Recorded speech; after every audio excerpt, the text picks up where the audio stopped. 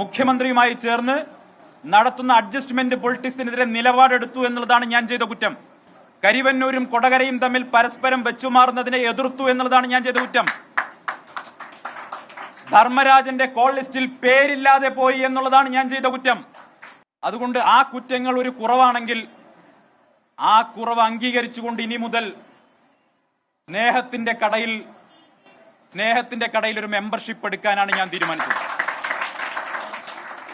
അങ്ങേയറ്റത്തെ വെറുപ്പും വിദ്വേഷവും മാത്രം ഉൽപ്പാദിപ്പിക്കുന്ന ഒരു ഫാക്ടറിയിൽ ഇത്രകാലം ജോലിയെടുത്തു എന്ന ജാള്യതയാണ് ഇപ്പൊ എന്നെ പേറുന്നത്.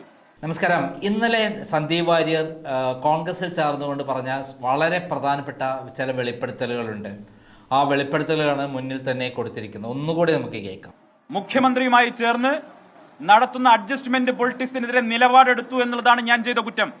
കരിവന്നൂരും കൊടകരയും തമ്മിൽ പരസ്പരം വെച്ചുമാറുന്നതിനെ എതിർത്തു എന്നുള്ളതാണ് ഞാൻ ചെയ്ത കുറ്റം. ധർമ്മരാജന്റെ കോൾ ലിസ്റ്റിൽ പേരില്ലാതെ പോയി എന്നുള്ളതാണ് ഞാൻ ചെയ്ത കുറ്റം. അതുകൊണ്ട് ആ കുറ്റങ്ങൾ ഒരു കുറവാണെങ്കിൽ ആ കുറവ് അംഗീകരിച്ചുകൊണ്ട് ഇനി മുതൽ സ്നേഹത്തിന്റെ കടയിൽ ഒരു മെമ്പർഷിപ്പ് എടുക്കാനാണ് ഞാൻ തീരുമാനിച്ചത്. അങ്ങേയറ്റത്തെ വെറുപ്പും വിദ്വേഷവും മാത്രം ഉൽപ്പാദിപ്പിക്കുന്ന ഒരു ഫാക്ടറിയിൽ ഇത്രകാലം ജോലിയെടുത്തു എന്ന ജാള്യതയാണ് ഇപ്പൊ എന്നെ പേറുന്നത്. കേട്ടല്ലോ. അതായത് കരുവന്നൂർ ബാങ്കും അതേപോലെ കൊടകര കുഴൽപ്പണവും തമ്മിൽ അങ്ങോട്ടും ഇങ്ങോട്ടും വെച്ചുമാറി കേസുകൾ അട്ടിമറിച്ചു എന്നുള്ളതാണ്. എന്നാൽ സന്ദീപ് വാര്യർ പറഞ്ഞത് ഒരു വലിയ ഐസ്മലയുടെ ഒരു ചെറിയ ഒരു ഭാഗമാണ്. ഇവിടെ BJPയും പിണറായി വിജയനും നടക്കുന്നത് കഴിഞ്ഞ കുറേ കാലമായി ആ ഡീൽ തന്നെയാണ്. ആ ഡീലിൽ ഏറ്റവും പ്രധാനപ്പെട്ട ലാവ്ലിൻ കേസാണ്. നമുക്കറിയാം ലാവ്ലിൻ കേസ് എന്താണെന്ന് സാധാരണക്കാർക്ക് അറിയില്ലെങ്കിൽ ഞാൻ പറയാം, പ്രേക്ഷകർക്ക് ഒരിക്കൽ കൂടി വെളിപ്പെടുത്താം. ചെങ്കുളം പന്നിയാർ പള്ളിവാസൽ പദ്ധതി വിദ്യുച്ഛക്തി പദ്ധതികൾ നവീകരണവും പുനരുദ്ധാരണത്തിനു വേണ്ടി ബെൽ എന്ന് പറയുന്ന ഇന്ത്യയിലെ നവരത്ന സ്ഥാപനം 100 കോടി രൂപയ്ക്ക് എല്ലാ അറ്റകുറ്റപ്പണികളും എല്ലാം തീർത്ത് ലോണടക്കം ശരിയായി തരാം, കുറഞ്ഞ പലിശയ്ക്ക് ശരിയാക്കി തരാമെന്ന് പറയുന്ന റിപ്പോർട്ട് ഈ ബാലാന്തൻ ഗവൺമെൻറ് കൊടുത്തിരുന്നു. ഈ ബാലാന്തനെ ഗവൺമെൻറ്റാണ് അന്വേഷണ കമ്മീഷനായി വെച്ചിരുന്നത്. എന്നാൽ ആ റിപ്പോർട്ട് 1997 ജനുവരി 1 കൊടുത്ത് അതിൻ്റെ 10ാമത്തെ ദിവസം പിണറായി വിജയൻ യാതൊരു ടെൻഡറും വിളിക്കാതെ ഒരു കമ്പനി പോലുമല്ലാത്ത ലാവ്ലിൻ SNC ലാവ്ലിൻ എന്ന് പറയുന്ന കനേഡിയൻ കമ്പനിക്ക് കരാർ ഉറപ്പിക്കുകയാണ്.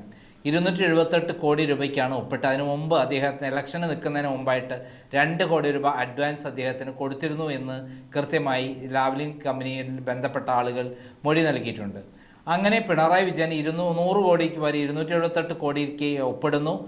കൺസൾട്ടൻസി കരാറും അതേപോലെ സപ്ലൈ കരാറടക്കമാണ് ഒപ്പിടുന്നത്. മുമ്പ് UDFിൻ്റെ കാലത്ത് കാർത്തികേയൻ്റെ വിദ്യുച്ഛക്തി മന്ത്രിയായിരിക്കുന്ന സമയത്ത് കൺസൾട്ടൻസി കരാറിന് 24 കോടി രൂപയ്ക്ക് അവരുമായി ധാരണ ഉണ്ടായിരുന്നു. എന്നാൽ അത് നിയമപരമായിട്ടല്ലാത്തത് കൊണ്ട് തന്നെ മുന്നോട്ട് നീക്കാൻ അദ്ദേഹത്തിന് കഴിഞ്ഞിരുന്നില്ല. എന്നാൽ ആ MOU ധാരണാപത്രം കയ്യിലെടുത്തിട്ടാണ് പിണറായി വിജയൻ പിന്നെ കളിച്ചത്. UDFിനെ തലയിൽ കയറ്റി വെച്ച് UDF ഒരു 5 പൈസ പോലും കൊടുക്കാത്തൊരു സ്ഥാനത്തെ നേരെ പിണറായി വിജയൻ ദിലീപ് രാഹുൽ എന്ന് പറയുന്ന ഇൻ്റർനാഷണൽ ക്രിമിനലിൻ്റെ കൂടെ SNC ലാവ്ലിൻ്റെ കമ്പനിയിൽ ചെല്ലുകയും കാനഡയിലെ കമ്പനിയിൽ 1996 ഒക്ടോബർ മാസം ചെല്ലുകയും അങ്ങനെ ആ കരാർ സപ്ലൈ കരാറാക്കാൻ തീരുമാനിച്ചു. അങ്ങനെ 178 കോടി രൂപ അധികം കിട്ടി. പ്ലസ് മലബാർ ക്യാൻസർ സെൻ്ററിലേക്ക് 98.3 കോടി രൂപ കനേഡിയൻ ഗവൺമെൻറ്റിനടക്കം വാങ്ങിത്തരാമെന്നുള്ള MOUയിലും ഒപ്പിട്ടു. ഇതിൽ വെറും 12 കോടി രൂപയാണ് കൺസൾട്ടൻസി മലബാർ ക്യാൻസർ സെൻ്ററിൻ്റെ ബിൽഡിംഗ് പണി തീർത്ത ടെക്നിക്കാലിയ എന്ന ചെന്നൈയിലെ സ്ഥാപനത്തിന് കൊടുത്തത്. അതിൽ 8 കോടി രൂപയാണ് അവർ ചിലവാക്കിയിട്ടുള്ളത്. അതിലും 4 കോടി ഉണ്ട്. അതും FCRA ലംഘനം നടത്തി അങ്ങനെ പ്രൈവറ്റ് പാർട്ടിക്ക് പൈസ നേരിട്ട് അയക്കാൻ പാടില്ല എന്നിരിക്കെയാണ് ഇങ്ങനൊരു കാര്യം ചെയ്തത്. മാത്രമല്ല 75 കോടി രൂപ പിണറായി വിജയൻ്റെ കമല ഇൻ്റർനാഷണൽ എക്സ്പോർട്ടിംഗ് കമ്പനി എന്ന് പറയുന്ന ഭാര്യയുടെ പേരുള്ള കമ്പനിയിലേക്ക് വരികയും ചെയ്തു.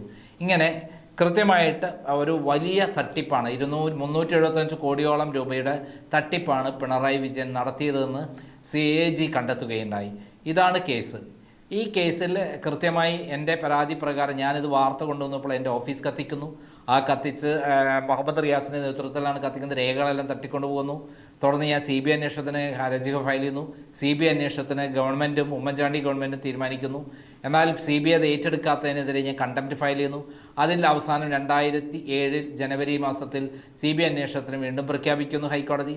അതിനുശേഷം 2 വർഷം കൊണ്ട് CBI അന്വേഷണം പൂർത്തിയാകുന്നു. അതിൽ പിണറായി വിജയൻ മുഖ്യപ്രതിയായി കൊണ്ടാണ് കേസ് ഫയൽ ചെയ്തത്, FIR രജിസ്റ്റർ ചെയ്തത്. അങ്ങനെ ആ കുറ്റപത്രത്തിൽ പിണറായി വിജയൻ പ്രതിയായെങ്കിലും പിന്നീട് അത് അട്ടിമറിക്കാനുള്ള ശ്രമമാണ് നടന്നത്. ആ അട്ടിമറിക്ക് ബാധകമായി 2014 BJP ഗവൺമെൻറ് വന്നതോടുകൂടിയിട്ടാണ് അവിടെയുള്ള പ്രോസിക്യൂട്ടർമാരെ മാറ്റിക്കൊടുത്ത് പിണറായി വിജയൻ അനുകൂലമായ പ്രോസിക്യൂട്ടർമാരെ തിരുവനന്തപുരം CBI കോടതിയിലും ഹൈക്കോടതിയിലും നിയമിച്ച് പിണറായി വിജയൻ അനുകൂലമായ തീരുമാനമെടുക്കുന്നു. തുടർന്ന് സുപ്രീം കോടതിയിലെത്തുന്നു. 2017 സുപ്രീം കോടതിയിലെത്തിയ ഈ കേസ് 1-2 മാസം കൊണ്ട് തീരേണ്ടതായിരുന്നു. എന്നാൽ സോളിസിറ്റർ ജനറൽ തുഷാർ മേത്ത, അമിത്ഷായുടെ വലങ്കൈ ഈ കേസ് നീട്ടിക്കൊണ്ടുപോയി ഇപ്പോൾ 8 വർഷത്തോളമായി. ഇപ്പോൾ 2025 കടക്കുമ്പോൾ ഈ കേസ് എവിടെയും എത്താതെ നിൽക്കുകയാണ്. ഇതിനിടയിൽ 4 പ്രതികൾ മരിച്ചു, 25-30 സാക്ഷികൾ മരിച്ചു, 10-30 സാക്ഷികൾക്ക് കോമ സ്റ്റേജിലാണ്. അപ്പോൾ ഈ സമയത്ത് ഇത്രയും നീട്ടിക്കൊണ്ടുപോയതിൻ്റെ പരിപൂർണ്ണ ഉത്തരവാദിത്തം BJPക്കാണ്. അതിന് ഞാൻ കൃത്യമായി 7 വർഷം മുമ്പ് തന്നെ സുരേന്ദ്രനെയും മുരളീധരനെയും വിളിച്ചിരുന്നു. എന്നാൽ അവരതിന് ചെവി കൊണ്ടില്ല. മാത്രമല്ല അവർ പിന്നെ ഞാൻ വിളിക്കുമ്പോഴൊക്കെ എടുക്കാൻ നിന്നു. കാരണം ഞാൻ അവരുടെ അടുത്ത് ആവശ്യപ്പെടുന്ന കാര്യം ഈ സോളിസിറ്റർ ജനറൽ കൃത്യമായി ഹാജരായി ഈ കേസ് നേരത്തെ വാദിക്കണം എന്നുള്ളതാണ്. അങ്ങനെ വന്നാൽ പിണറായി വിജയന് അന്ന് തന്നെ മുഖ്യമന്ത്രി സ്ഥാനത്ത് ഒഴിഞ്ഞു പോകേണ്ടി വരും. വിത്തിൻ 6 മന്ത്സിനുള്ളിൽ ഇതിൻ്റെ വാദങ്ങളെല്ലാം പൂർത്തിയായി കഴിഞ്ഞാൽ, ഇതിൻ്റെ വിചാരണ പൂർത്തിയായി കഴിഞ്ഞാൽ പിണറായി വിജയന് ജയിൽ ശിക്ഷ ഉറപ്പായിരുന്നു. എന്നാൽ അതിന് പിണറായി വിജയനെ സംരക്ഷിച്ചുകൊണ്ട് ഇവിടെ ഒരു കച്ചവടം നടക്കുകയായിരുന്നു. മാത്രമല്ല സ്വർണ്ണക്കള്ളക്കടത്ത്, ഡോളർ കടത്ത്, ഇതേപോലെ ഷോർട്ട് ജോർജ് ഫയൽ ചെയ്ത മാസപ്പടി വിവാദം, കരിമണൽ മാസപ്പടി വിവാദം, ഇതേപോലെ തന്നെ ലൈഫ് മിഷൻ തട്ടിപ്പ് തുടങ്ങിയ കേസുകളെല്ലാം തന്നെ പിണറായി വിജയനെ സംരക്ഷിച്ചുകൊണ്ടുള്ള പരിപാടിയാണ് BJP ചെയ്തത്. അതിന് കാരണം BJPയുടെ കേരളത്തിലെ നേതാക്കന്മാരായ കെ സുരേന്ദ്രനും മുരളീധരനുമാണ്. ഇവർ പിണറായി വിജയനുമായുള്ള ധാരണ പ്രകാരമാണ് ഇവിടെ കോൺഗ്രസ് മുക്ത ഭാരതമാക്കാമെന്ന് പറഞ്ഞ് വിശ്വസിപ്പിച്ച് അമിത്ഷായെ കൊണ്ട് സമ്മതിപ്പിച്ചിട്ടാണ് കേരളത്തിൽ കച്ചവടം നടന്നത്. കെ സുരേന്ദ്രനെതിരെയുള്ള കേസുകളെല്ലാം അട്ടിമറിച്ചതിന് പിന്നിലും ഈ ധാരണയാണ്. അതാണ് കൊടകര കുഴൽപ്പണ വിവാദം എന്ന് പറയുന്നത്. ഈ പറയുന്ന കേസുകളെല്ലാം അട്ടിമറിക്കുന്നത് വഴി പിണറായി വിജയൻ്റെ കാൽക്കീഴിൽ BJPയെ കൊണ്ട് കെട്ടിയിട്ടു എന്നുള്ളതാണ് കെ സുരേന്ദ്രനും മുരളീധരനും ചെയ്തിരിക്കുന്നത്.